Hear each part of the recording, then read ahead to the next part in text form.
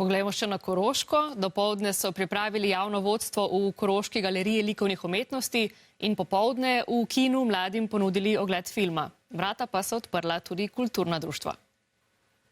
Kulturno društvo Ravma U predstavlja delo Kazimirjev paviljon. Nastalo je ob gostovanju Ištvana Huzjana v umetniški rezidenci ateljeju Pina Podžja v Slovenj Gradcu in približuje umetnost otrokom. Torej, da otroci pridejo, pokažejo svoje umetnine, pridejo pogledati umetnine drugih otrok in je to nek tranzitorni objekt do prehodu uporabe javnega zavoda, recimo galerije likovnih umetnosti. Torej, da ko oni pridejo v galerijo kot odrasli ljudje, že imajo to izkušnjo. Kar je tudi iz vidika, če tako razmišljamo, torej tega dneva, dan za kulture, pravzaprav ena lepa popotnica, ker kako lahko drugače pravzaprav celebriramo kulturo, kreativnost in ustvarjalnost, če ne ravno z vključevanjem vseh članov naše družbe.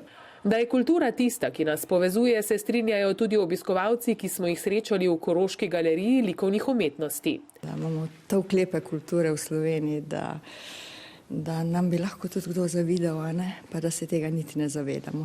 Torej, ta kultura bi morala biti prisotna skozi celo leto, da v njej sploh več ne govorimo, ampak bi jo živeli.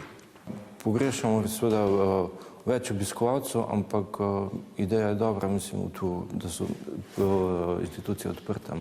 Kulturne ustanove so odprte skoraj vse dni v letu, še dodaja kustos in vabi, da si zanje večkrat vzamemo čas.